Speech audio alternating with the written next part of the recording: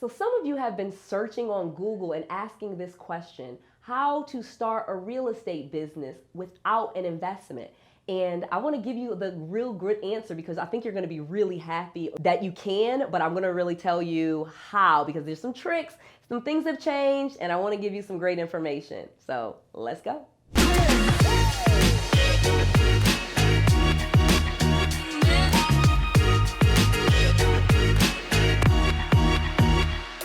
So first, I'm going to give you the step-by-step on how to do it, okay? Because there's some very specific steps if you want to do this truly without an investment that you're going to need to follow. So I'm going to give you that step-by-step so that you truly can do this without an investment. I'm going to give you some information if you do decide to start without any investment, any of your own money. I'm going to tell you some tips and some tricks on, what to avoid and some mistakes that you want to avoid by doing it this way. We're going to talk about if you have to get debt. So many people ask this question, like, okay, does starting without an investment mean I need to borrow money or go into debt? I'm going to talk to you about that and what that means. And if you do need to do that, or if you don't need to do that, we're going to have that discussion. I'm going to give you some great ways and tips to avoid debt. And then finally, I'm going to tell you how to do this with just your cell phone, okay? I'm going to tell you how to start your real estate investment without an investment with only a cell phone. So the first thing that you want to do when you're starting a real estate investment business, okay? You want to start your own real estate business, you're going to have to go through some very quick steps, and it's not very hard at all, so let me give them to you.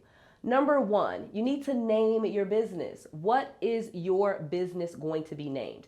And we are in a real estate business. That means so many different things. We have real estate agents, and they have realty companies. And then we have businesses that say real estate, and yet they do property management. We have real estate businesses, and they qualify tenants and do background checks and do criminal checks on people. And that's real estate, and, qualify people. And that's one way to do it. And then we have real estate investing, where we fix and flip houses and we wholesale property.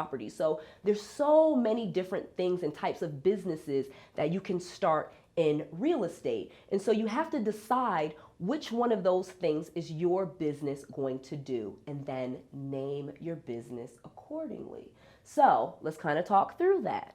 If, like I said, you decide I'm going to be a real estate business and I want to focus on fixing and flipping, all right? I want to find properties and I want to fix and flip them. Then you may name your business something that has to do with that. You wouldn't want to just say, Noel's real estate business or Randall real estate, or I wouldn't do that. I would put something very specific so that you knew that I fixed properties, that I started with properties that were ugly, maybe use a word like that, and that I transformed them, or I sell properties that have already been renovated, what's the business do and who is the business for? So to give you an example of what you would want to name your business, it would be something like, ABC property renovations, or ABC luxury blah blah blah, or whatever the case may be. You might take the name of your city and put that to brand your business around the city or the state that you work in. You may brand your business around yourself. This is not something that I necessarily recommend per se, unless you're really going to go into building your whole brand. But some people do it, and I'm totally okay and can tell you how to do that. And then the final thing that you want to do is name the business and avoid the words real estate and realty. They're just too vague. You really want to put a little bit more in there so people know that what you do is I focus on, fix and flipping, or I help people that are behind on their payments. I help people with property solutions. I help people with property problems, or, we are a property renovations company, or whatever the situation may be. You want to get a little bit more specific and name your business accordingly. Additionally, you probably don't want to put more than 3 or 4 words in your business name. So don't go with this really long thing talking about I do foreclosures and fix and flip and put all that stuff in your business name. Keep it simple, but avoid being too vague and saying blah, blah, blah, real estate. That's not enough. You want to give it a little bit more meat. Number 2, once you have your name picked out for your business, okay, because that was completely free. We haven't spent any money. As I said, this is no investment. The next thing that you want to do is start the business. So in, this year's 2020, everybody has a website. So you're going to need a website, you're going to need a phone number, you're going to need an email. So just some simple ways that people can find you and people can contact you. And again, all of those three things are free, okay? You can get a free email. You can get an email that says, abcrealty@gmail.com or, abcpropertysolutions@hotmail.com. Again, that's not the most professional way to do it, but again, we're on a budget here. We're talking about doing this without much money, without much of an investment. So I'm giving you some free ways to get your email, but still make it a little bit more professional. Instead of just using your own name at Gmail, get a new one with your business name, okay? And then when you grow the business, go ahead and get that real email address like, noel@abccompany.com. In the beginning, it just may be abccompany@gmail.com. But as I get some deals, I'm going to change that and put my name at abc.com. So you'll get that. We'll get there.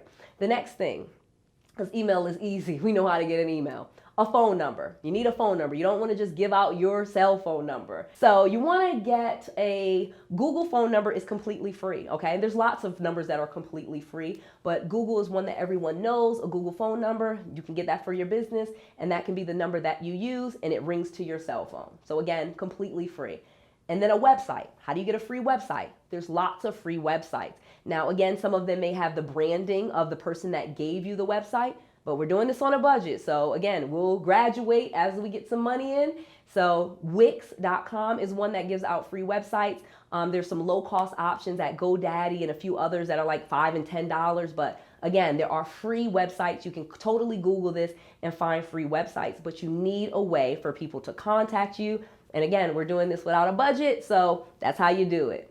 The next thing you want to do when starting your business and getting going is start marketing. You want to start marketing. In other words, you want to start finding people that are looking to sell property, finding people with property problems that need a solution, that need to sell, or that are looking to buy, okay? I'm gonna give you another caveat because this is like secret stuff. Not only do you want to find people with property problems that have an issue and you're trying to get them under contract, but here's the mother lode. You want to find people that want to buy a home and have bad credit, okay? These people are amazing for you because they want to buy, they want to basically do rent to owns or lease purchases or whatever we call them, and they may not have the credit to do it. And so many investors are looking for these people because they have properties and they can do lease purchases with these people. And it's a really lucrative way for you to make money and for them to get the home that they want, okay? There's a lot of people that they are not bad people. Just because you have bad credit or you're self-employed or your income is not documentable does not mean that you don't get to live in a home and buy a home. We just have to get a little bit more creative. And so as a real estate investor, especially you guys watching this video, probably newer to this, you want to not only find people with property problems and, people, motivated sellers and all that things, those things that you hear, people that are, in foreclosure and bankruptcy and divorce and probate. Okay, yes, definitely look for those people, but also put ads out and look for people, again, for free that have bad credit and want to buy a home. So after you've started marketing and you've put out ads, again, you can put them on Craigslist, you can put them on Zillow, you can search for a lot of free sites and start putting some ads, or looking on Zillow for people that are doing for sale by owner or for rent by owner, or they listed the property themselves. You can literally contact those people. But let's talk about finding those people with bad credit. So you find the people that have bad credit and want to buy a home. And now you literally have a list of buyers, okay? That is a list of buyers. People think that buyers are always people that are investors that want to fix and flip, but people that want to buy a home and they have bad credit or they have a situation, they are a great resource for a real estate investor to start making some money by matching those people up to real estate investors that already have properties or that get properties and fix them up and can offer those people with bad credit They can offer them owner financing. They can offer them lease purchases.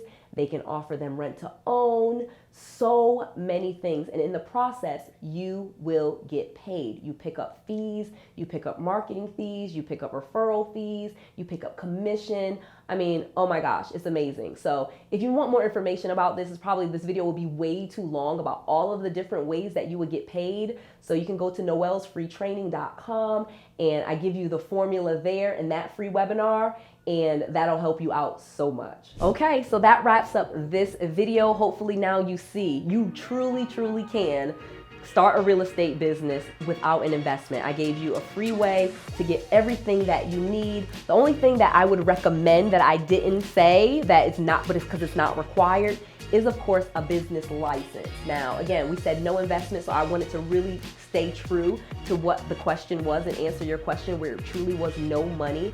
But if you have a few $100s, I do recommend you get a business license because that will establish you. And then you can also get the business credit. And I have a ton of content there for business credit.